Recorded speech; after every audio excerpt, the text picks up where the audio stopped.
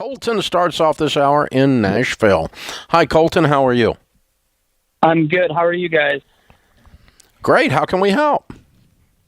Good. Hey, so I'm kind of, this is a good stress to have, I guess, to a degree. So I have right now about $7,000 in credit card debt, and then $6,000 in student loans, and then we have about $25,000 in my wife's car, and then we have we're about to close on our first house, and we are going to need to put down around $21,000 to avoid PMI, and we have currently sitting in our checkings around $87,000. And so I guess my question is, obviously I'm going to have the $21,000 coming out in about a month for the house. Do I tackle all these debts right now because we have the money, or I guess just kind of get in the house, get that settled, and then what are those debts total? So debt total, we're about $38,000 with the car, student loans, and the credit card debt. Okay. All right. Well, we teach folks not to buy a home until you're debt-free and have your emergency fund of 3 to 6 months of expenses in place. But it sounds like we can do all three things with $80,000. Yep. Yeah. Yep. So write a check and be debt-free today. A series of checks.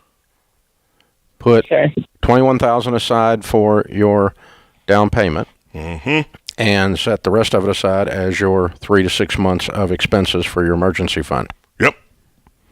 Okay. Colton, if you do all of those, if you do all of that after the $87,000, you would still have $21,000 left as part of your 3 to 6 month emergency fund. Yeah, and I think that just stresses me out because in my mind I hate being under a certain amount in our account. Then you should sell your car. What's up? Then you should sell your car. I should sell my car? Yeah. So your car is causing you stress. Or you shouldn't buy this house. It's causing you stress. Because when you start buying a bunch of crap that you don't pay for and you don't admit it, then you act like you don't have stress because the money's laying over there in your account, that's falsehood. That's a faux peace. It's not real peace. Yeah, and I think for our income levels, I think that we're okay. I think the biggest what is your part income? That worries me is about $130,000 per year. Yeah, great. How old are you guys? So I just barely turned 28, and then my wife is 24. Well, you've done a good job saving. You've done a sucky job with debt. Yep. And you haven't done a good job organizing all of this, and you just kind of go buy stuff whenever you want to. That's right. And you can clean all this up in one fell swoop because you've been saving good. Yep. And here's what'll happen. When you get out of debt, you don't have any money. I mean, you got $20,000 or so in your emergency fund. You don't have any debt except your new home. And be sure to put that on a 15-year fixed, by the way, not a 30. Then what you're probably going to do, because you're a natural saver, you're probably going to put some more in that emergency fund before you start investing, because that $21,000 is not enough for you to feel comfortable. That's not really... that's maybe 3 months of expenses, but it's not 6 months, and you probably want 6 months since you're a saver by nature. Yep, but you're going to have to stop the stupid with the debt, which means as you write these checks, you guys are looking at each other saying, we're not doing anything else. Like prime example, Dave, I feel this in my bones. I do. It's not the cold weather either. It's wisdom. Because you buy a new house, and guess what? You think you got to buy new furniture. Furniture. Yeah. Oh, you got to get furniture because you got the new house. You need a new couch. The old couch can't come to the new house. Yes, it can too, because it's a couch. Okay? Slow down. They do what they're told. Slow down. You're trying to do everything at this light speed, and I'm telling you, it increases debt back into your life. Move with the furniture that you have. Sit down, make a plan that you're going to save up and you're going to pay cash. Yeah, for furnishing the home. Yeah. And if there's some rooms that are unfurnished, guess what? It's fine. Throw a box in there. Go sit down on it. It'll be fine. But I'm telling you this from wisdom because I've done that stupid, where you feel this being compelled to do things before you have the money, which ends you back in debt.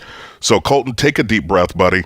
Write checks, clean this up, and move forward with your financial future on a whole nother level. You guys need to get plugged into Ramsey Plus. The problem is you've not had a plan. You guys have just kind of been doing. Yeah, that's good. That's good. You know, I was just sitting here thinking, in the 60s, 1960s, it was very difficult to borrow to buy furniture. It was unusual. And so my mom and dad moved into a 1,000 square foot, 3-bedroom, 1.5 bath ranch house with a full basement in it. And I remember most of my life, my younger years anyway, up until maybe, I don't know, 12 years old, our living room didn't have any furniture in it. Had this wonderful green shag carpet that you had to rake. Remember the rake? You ever rake shag carpet? No, Dave. You have to rake it. It had like a grain to it. And when you got finished vacuuming it, you had to rake it. It was like cutting grass. And so, but there was no furniture in there until, because we had the money to buy furniture. And you couldn't buy it. They wouldn't, I mean, at least regular people. I mean, rich people, I guess, could. But I guess regular people couldn't borrow money because there was no rooms there they went. I mean, it was just... Wow. There was, nothing down on a couch or 0% interest until your taxes When did that stuff come aboard? That in the 80s? The 70s and big time in the 80s. Big time in the 80s. But it started showing up in the mid to late 70s is the first time. 90 Days Same as Cash, particularly big in the 80s, and moved on from there. But I mean, it's just so. My point is that you're correct that it's okay to save up and pay cash for furniture. It sure is. Even if it's a few years. Which in his case is not going to be. He makes plenty of money buying an egg couch. But I had a friend of mine. He went to Goodwill, got some furniture for a room, and he said, when we get the money, one piece will leave at a time. And I never thought this guy would be that kind of person, but he put his pride aside. And he goes, we're not going to let this rush us. He said, we've done stupid before. And dude, we bought a $6,000 leather couch for $600 at a garage sale in the rich people end of town. Yep. That's what we did. And it was a great leather couch. I wish I had that leather couch. It was awesome. And it's probably still okay because that leather lasts forever. Oh, yeah, it was real cow. But, yeah, it was like a real cow. And comfortable, too. But it was real expensive, rich people stuff. And we bought it for $600 because they just changed the color out. Mama's redecorating or whatever over there on that end. Got you a deal. Yeah, man. It's amazing what happens if we can change our thinking. They probably wish they had that couch back. This is the Ramsey Show.